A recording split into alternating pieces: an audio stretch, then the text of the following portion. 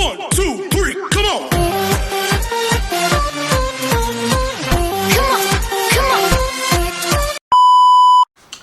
Hello beautiful people! Welcome back to my channel. This is your Mama Sam. Hola mga amigo, amiga, kumare at kumpare. Kamusta kayong lahat? Sana lahat po kayo ay okay at safe ngayong araw na ito. At syempre, kung ako naman ang tatanungin nyo, nakikita naman ninyo ang beauty ng Mama Sam ninyo.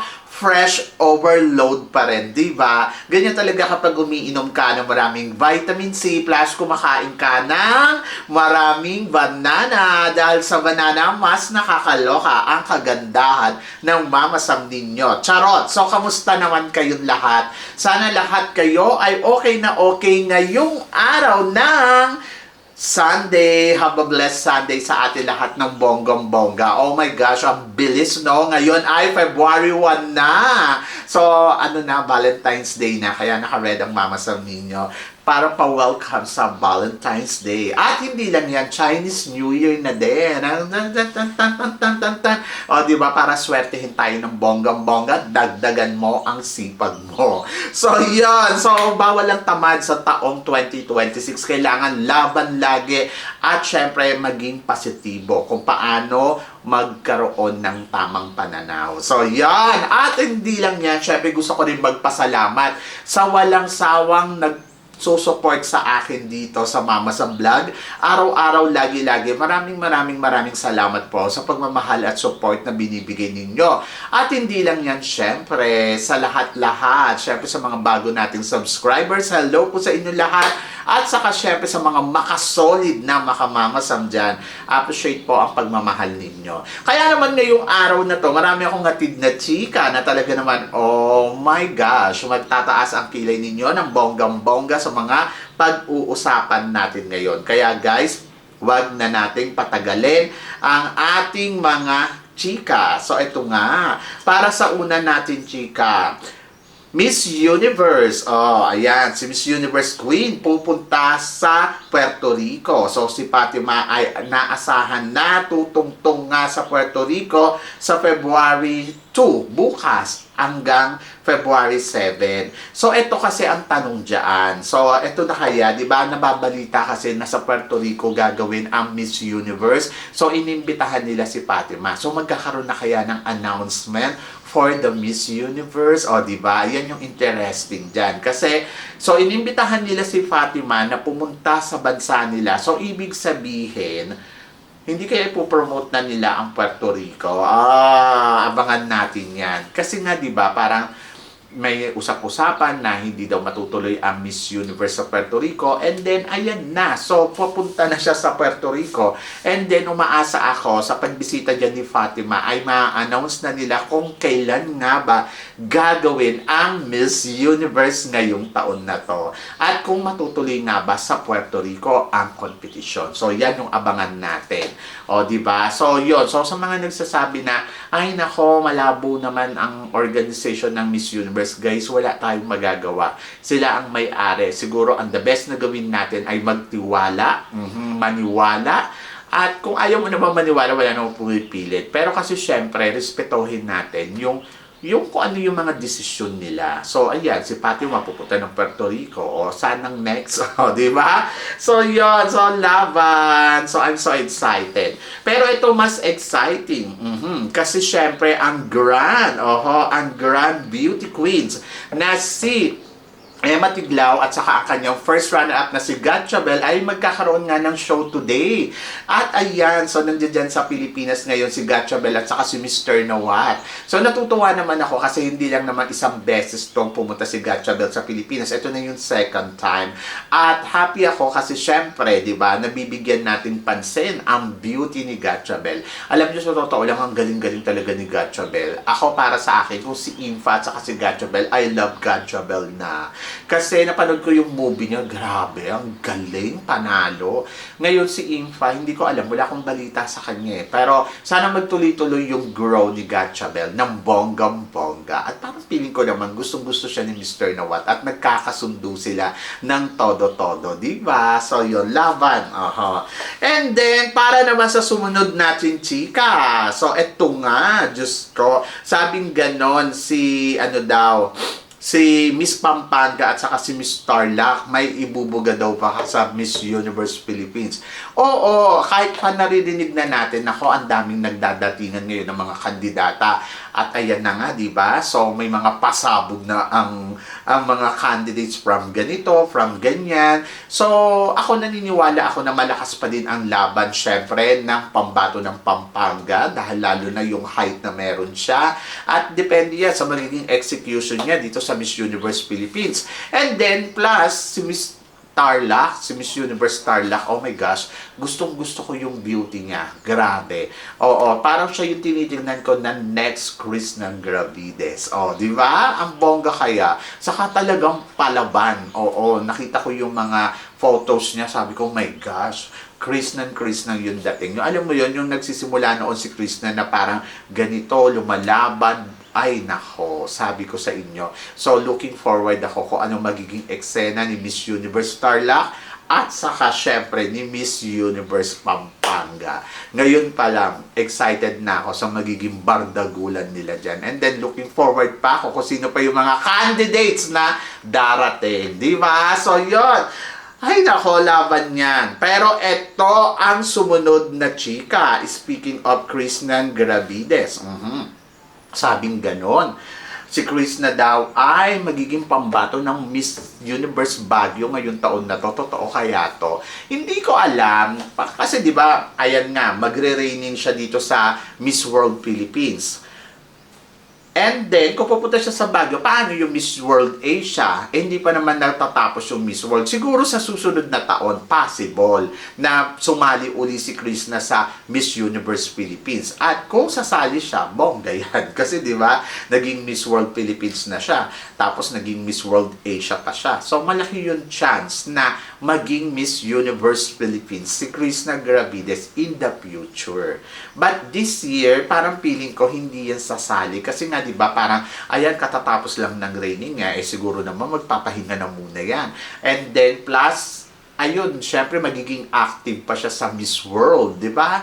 So, ayun, abangan natin kung ano magiging eksena niya. Pero kung ako ang tatanungin ninyo, gusto ko pa ba sumali si Chris ng Gravides sa Miss Universe Philippines? To be honest, pwede naman. Bakit hindi? Di ba? So, kung may napatunayan siya dito sa Miss World Philippines, ay baka may mapatunayan din siya sa Miss Universe. And then, tignan natin kung obra nga ba na from Miss World to Universe rather. Di ba? Kasi nga, di ba, yung mga beauty queens natin na galing sa Miss World, hindi din sila nanalo sa Miss Universe. Katulad na lang ni Michelle din na nag-top 12 sa Miss World. Tapos hindi siya nanalo sa ano. So, tignan natin si Chris na nag-top 8 sa Miss World. Baka naman sa Universe ay pwede. Diba? So, yan. Ako, depende. Depende yan sa paghahanda. Depende kung paano niya talaga babaguhin yung sarili niya. Yung ito-transform. Yung transition niya as a world to universe rather. Ay, nako.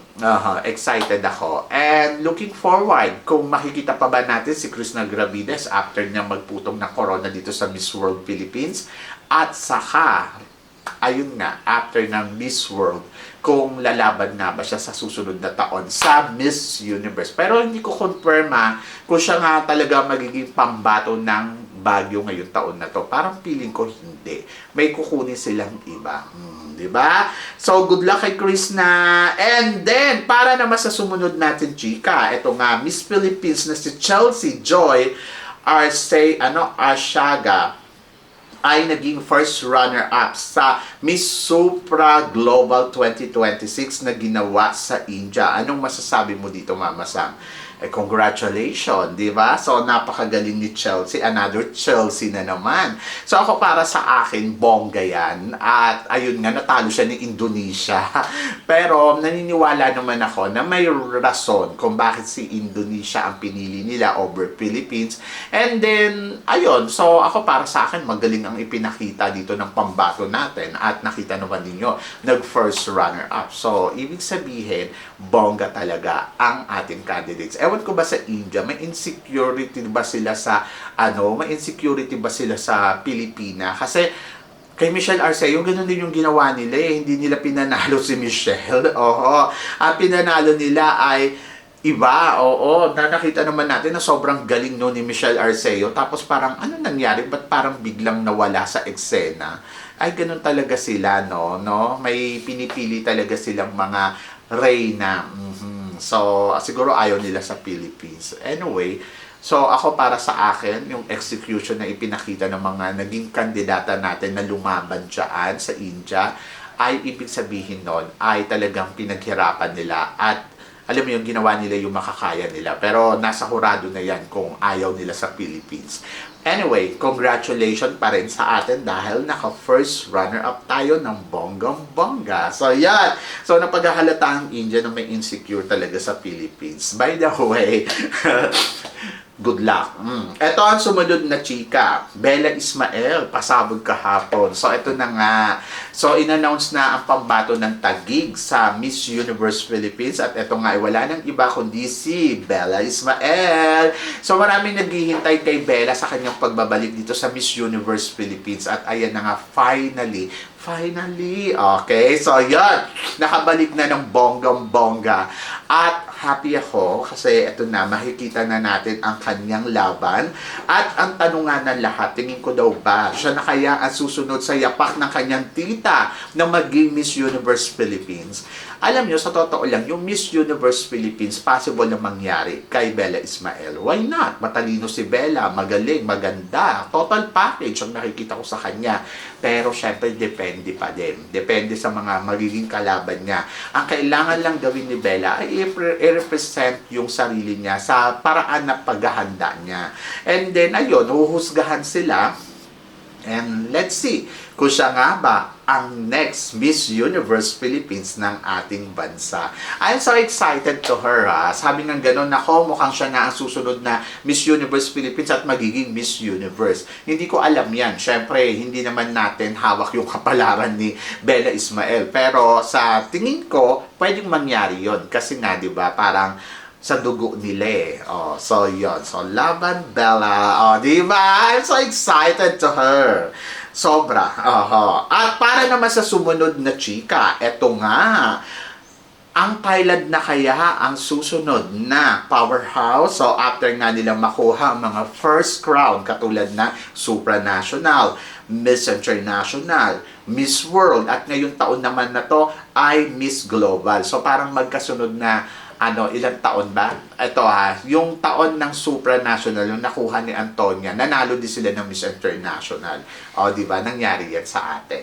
And then, ito naman taon na to, nanalo sila ng Miss World, nanalo sila ng Mrs. World, at nanalo pa sila ng Miss Global.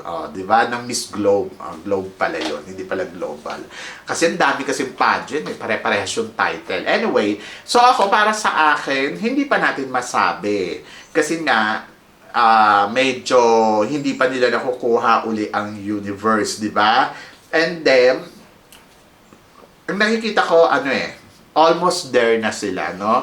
Pwede mo nang matawag silang powerhouse in the future kasi nga kulang na lang talaga sa kanila ay masungkit nila yung universe. Pasalamat nga tayo, naging first runner-up lang sila ngayong taon na to. Kung nanalo pa sila, Diyos ko, aminin na natin na nagiging powerhouse na ang Thailand. So, yun. So, nakakaloka. As in, konting-konti na lang papunta na sila sa exciting moment. Ganon. So, hindi imposible, lalo na ngayon, nakakapa na rin nila kung paano ba yung paano ba sila gumalaw. Tapos, yung mga beauty queens nila, talagang nagta-title na. Ito ngang nakaraan lang na na Miss Intercontinental, di ba? Nalamangan tayo ng bonggang-bongga. Diyos ko, nakakaloka. Anyway, so ako, para sa akin, ay patuloy pa rin naman na nag-shine like a diamond star ang bansa natin sa international pageant. So, ibig sabihin, ay patuloy pa rin tayo sa posisyon na powerhouse. I think pumapangalawa sa atin ngayon ang Thailand. Yes! Kasi nga, ayun nga. Pero sana naman, ano ba to? Huwag naman tayo palitan ng Thailand, no? So, sa tingin ko naman, hindi pa nila kaya. Kasi nga, ang maganda kasi sa Pilipinas, ang mga beauty queens natin, mga variety. Oo, iba-iba yung mga flavor na pinapadala natin. Sila kasi, isi-isa lang. So, kaya medyo hirap din sila mag-penetrate talaga na alam mo yon na makuha kagad yung corona sa international stage. Pero ako, naniniwala ako, ang Pilipina beauty queen kasi, hindi nauubusan ng mga magagandang lahi. O, di ba? At iba-ibang lahi ang ipinapadala natin. Kaya, mas naniniwala ako na, lumalaban talaga ang gandang Pinay. Di ba? So, yun. So, favorite ko dyan, syempre si Miss World, si Supranational, at saka lahat naman sila, para wala ng So, I'm so excited. Pero ito, mas may excite ka, Valerie West. Siya kaya ang next Miss World Philippines ng ating bansa. To be honest, nakikita ko yes. Siya yung magiging next Miss World Philippines ng ating bansa. So, maraming mga candidates na naglalaban talaga para sa corona ng Miss World dito sa Miss World Philippines. At nakita naman natin yung galawan ni Davao na talagang umaatake ng bonggang-bongga. Yung mga galawan nila New York, yung kung sino-sino pa. Ang matinding kalaban dyan ni Valerie ay si Davao. Lalo na ngayon sa malapit na kumbaga parang mag-iingay na talaga yung mga kampo nila. Pero ako naniniwala ako na makakakuha sila ng corona. But malaki yung pananalig ko na kay Valerie West mapupunta ang corona ng Miss World Philippines. Bakit naman hindi? Matalino, maganda. At alam mo yon na total package talaga si Ate Girl. At naniniwala ako na kaya niya ang Miss World. Ayan. So, yan. So, lalayo ka pa ba sa ganda? At legit ang ganda niya. At yung authentic na talino talagang masasabi ko, matalino talaga. Hindi ko naman sinasabing hindi matalino yung yung ibang candidates. Magagaling din sila. Pero parang feeling ko si Valerie yung, ewan ko, kasi siguro yung total package talaga niya. So, doon ako lulugar. Mukhang mabango, mamahalin, yung mga tipong ganon. At alam mo, class yung beauty. At napaka-importante sa isang beauty queen na may class talaga ang beauty mo. Yung tipong parang pag tinignan ka ay mukha kang ginto. Ganon. Ay, hindi lang pala ginto. Diamond. Ganon. So, yun yung gusto ko kay Valerie. And naniniwala ako na si Valerie ay ginagawa niya yung lahat ng makakaya niya para makuha niya ang corona na Miss World Philippines for 2026. And I think yes, siya to. Sa kanya to mapupunta. Kita naman, Diyos ko, sa mga pa lang ni Valerie, mga galawan, talaga, doon na lang sa lahat ng nila di ba? Kung titignan mo, lahat ng challenge, pumasok si Valerie. At kahit head to head, siya talaga yung natira with Pampanga. So, ibig sabihin, talagang malaki yung chance talaga ni Valerie na masungkit ang corona ng Miss World Philippines for 2026. At kahit paano sabihin natin, ako for now, siya yung nakikita ko. And then let's see kung ano ang gagawin niya sa coronation night. So doon pa lang sa prelim nila, Diyos ko, ang bongga di ba? Ang ganda ng execution ng lola mo. Plus, ang ganda ng dating. Para sa akin, she's winner. And ayun, so good luck kay Valerie West. So tingnan natin kung siya nga ba ang makakasungkit ng corona ngayong taon na to. At naniniwala ako na talaga yung galing niya ay nandiyan.